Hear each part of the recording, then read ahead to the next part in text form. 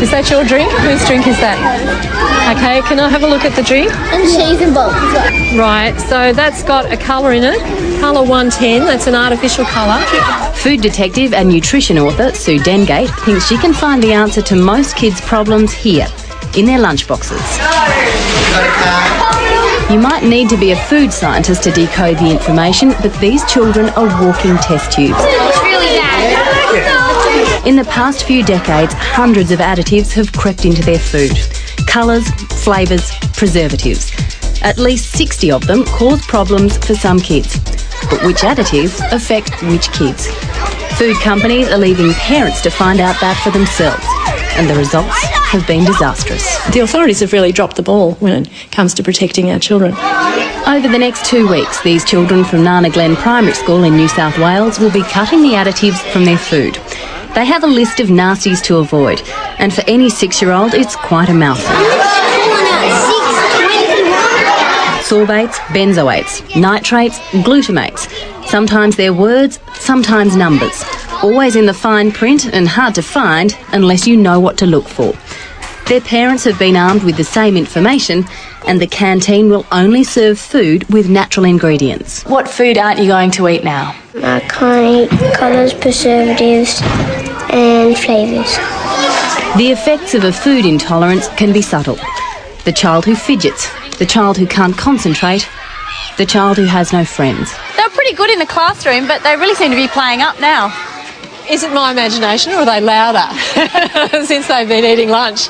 And this is what you expect. And I think next time we're here, you'll see they're quieter and calmer.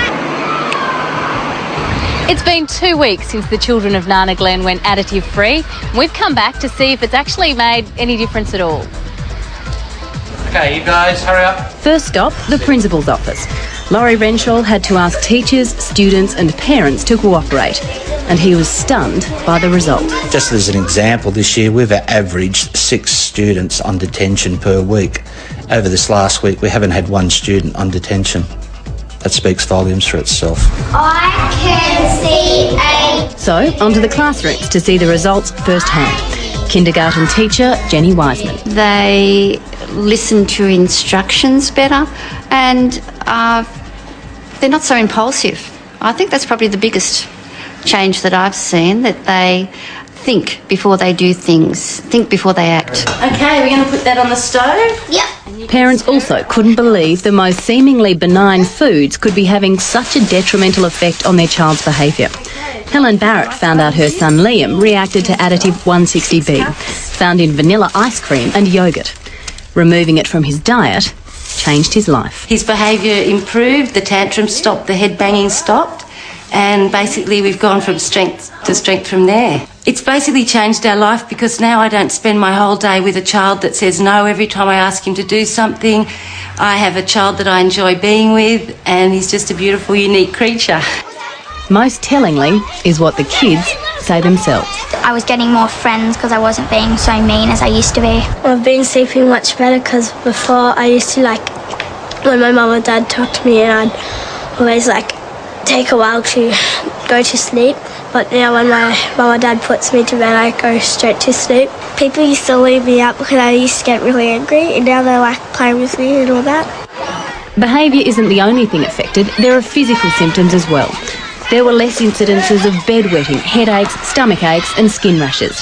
In fact, 60% of children who appeared to have nothing wrong with them are better behaved on an additive-free diet. Nothing but positive feedback. Are you surprised? You might remember, I told you so. We've seen this so many times before. You take a lovely school with wonderful kids, and then 2 weeks later, everyone is talking about the huge changes they've seen. A study recently published in the UK proved the long-suspected link between food additives and hyperactivity. The food authorities there have already started removing harmful colours from food. How long will Australians have to wait for similar action to be taken here? I would like to see this program in every school, but more than that, I would like to see these nasty additives taken out of food, because it's too hard for parents at the moment to give their kids food that keeps them healthy and happy and learning well.